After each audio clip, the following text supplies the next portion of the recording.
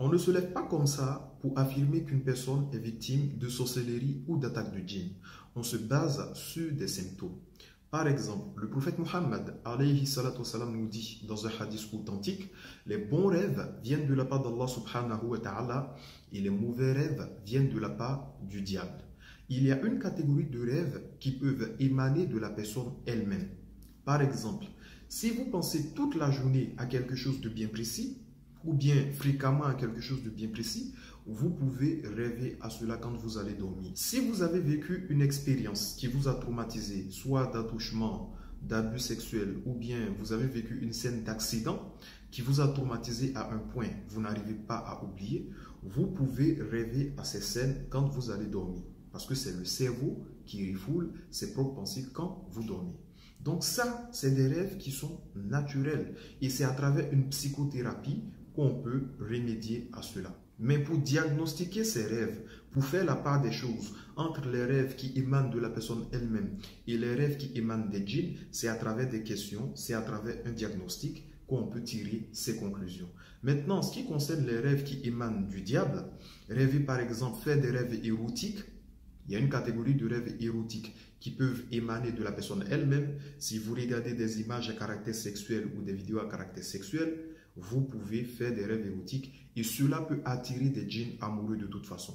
Donc, une catégorie de rêves érotiques peut être provoquée par des djinns. Mais tout ça, c'est à travers un diagnostic, des questions qu'on va poser à la personne et en fonction des réponses, on tire des conclusions. Donc, on ne se lève pas comme ça pour dire oui, vous êtes victime de sorcellerie. Ah non, c'est sûr. Non, on se base sur des faits. Et généralement, les rêves sont accompagnés d'autres symptômes et ça va dépendre de la personne. Par exemple, en plus des rêves, il y a des gens qui ont des problèmes de santé qu'on n'arrive pas à expliquer à l'hôpital. Moi, j'ai reçu une femme qui faisait des cauchemars. Elle faisait des rêves et en plus de ces rêves, elle avait des problèmes de santé qu'on n'arrivait pas à expliquer à l'hôpital. Elle avait mal au pied droit, mais les examens, les scanners montraient qu'elle avait un problème au pied gauche. C'était un truc hallucinant. Donc, elle souffrait du pied droit, mais les examens montraient qu'il y avait un problème au pied gauche. Et elle n'arrivait pas à bien marcher, elle avait même des béquilles. Donc, à l'hôpital, ils n'ont rien pu faire. Elle est venue, on a fait un traitement Ruqya. Une fois, elle m'a dit qu'elle courait pour attraper le bus. Subhanallah. Et des expériences comme ça, on en a vécu plein. J'ai déjà reçu aussi un patient qui avait une plaie au niveau du cœur. Ils ont fait tous les examens de santé, ils ne savent pas comment cette plaie est arrivée au niveau du cœur. Ils ont fait tous les traitements qu'ils avaient, rien ne fonctionnait. Le frère, il faisait des cauchemars, il est venu. On a fait le traitement Ruqya, il a utilisé des produits tels que l'eau couranisée, le miel couranisé, les feuilles de séné, etc. Et alhamdulillah, d'ici la fin du traitement, tout est rentré dans l'ordre. Quand Allah nous dit dans la sourate Al-Baqarah, au verset 102, ils apprennent auprès d'eux ce qui sème la désunion entre un homme et sa femme. Donc la sorcellerie, entre guillemets, les djinns, ils peuvent être à l'origine de la désunion qu'il y a entre un homme et sa femme. D'ailleurs, le prophète Mohammed alayhi salatu wassalam, nous dit dans un hadith authentique que Shaitan récompense celui qui arrive à séparer un couple. Les djinns peuvent être à l'origine de la désunion qu'il y a entre un homme et sa femme. Je dis ils peuvent. Je n'ai pas dit tous les divorces, mais les djinns souvent peuvent être à l'origine.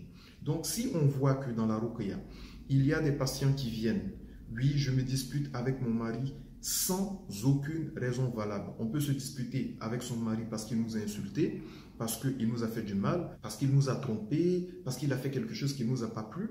Il y a des couples qui se disputent sans aucune raison valable. Sans aucune raison valable, et j'en ai reçu. Et généralement, à ces couples, quand on leur fait la Ruqya, eh bien, tout rentre dans l'ordre. J'ai traité une personne qui était en Belgique, si je ne me trompe pas, en Belgique ou bien en Allemagne. La femme ne supportait pas son mari sans aucune raison valable. Et alhamdulillah, après le traitement, tout est rentré dans l'ordre. Donc, de toute façon, la Ruqya, ça n'apporte que du positif, que du bien. Le Coran de nature apaise et le Coran est une guérison, comme Allah nous le dit dans la sourate 17 au verset 82.